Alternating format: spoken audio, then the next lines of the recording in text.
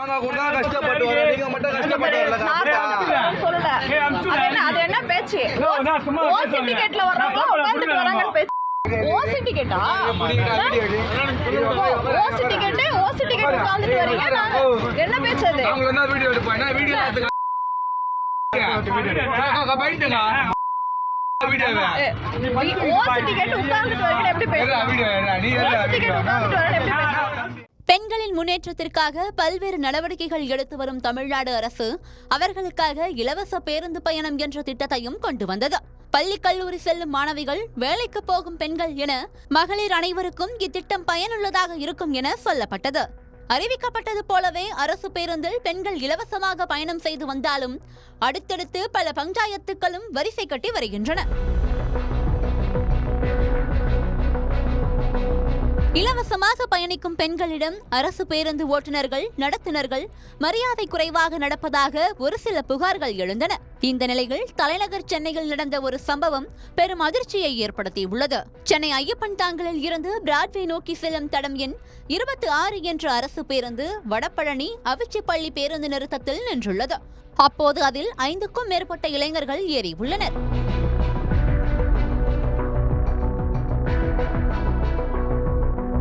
அப்போது பெண்கள் சீட்டில் அமர்ந்திருந்த வயதான பெண்களை எழுப்பிவிட்ட இளைஞர்கள் அந்த சீட்டில் அமர்ந்துள்ளனர்.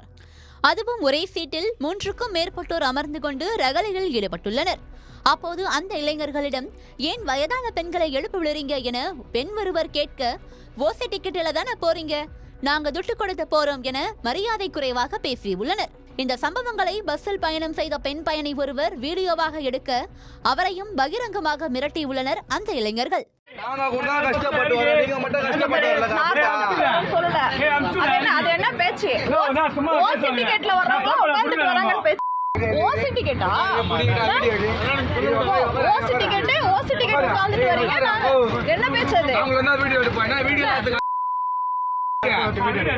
பைட்டுங்க ஓசி டிக்கெட் உட்கார்ந்துட்டு வரீங்க எப்படி பேசுறீங்க? வீடியோ எடுத்தா பயந்துருவோமா, நாங்களும் வீடியோ எடுப்போம் என போட்டிக்கு போட்டியாக அந்த பெண்ணை வீடியோ எடுத்துள்ளனர். மேலும் அவரை ஆபாசமாக திட்டிய அந்த இளைஞர்கள் மிரட்டும் துணையில் பேசியது பேருந்தில் பயணித்தவர்களை அச்சத்தில் உறைய வைத்துள்ளது.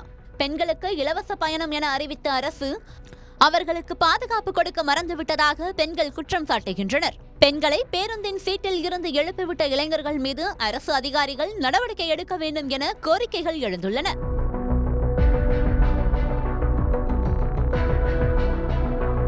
முன்னதாக தேர்தல் வாக்குறுதியில் அறிவித்ததை நிறைவேற்றும் வகையில் தமிழகத்தில் திமுக அரசு பொறுப்பேற்றவுடன் முதல் கையொப்பமாக பெண்களுக்கான இலவச பேருந்து அறிவிப்பை முதலமைச்சர் மு.க.ஸ்டாலின் வெளியிட்டிருந்தார். இலவச பயணம் என்பது கட்டணமில்லா பயணம், பிறகு விடியல் பயணம் என்றெல்லாம் அப்கிரேட் செய்யப்பட்டது. ஆனால் அமைச்சர் பொன்முடி சொன்ன ஓசி என்ற ஒற்றை வார்த்தை மக்கள் மத்தியில் பெரும் சலசலப்பை ஏற்படுத்தியிருந்தது. அதற்கு பிறகு ஓசி என்ற சொல் கட்டணமில்லா பேருந்து பயணம் செய்யும் பெண்களை பார்த்து அடிக்கடி சொல்லும் அளவுக்கு பயன்படுத்தப்படுவதாக மகளிர் சிலர் வருத்தம் தெரிவித்து வருகின்றனர்.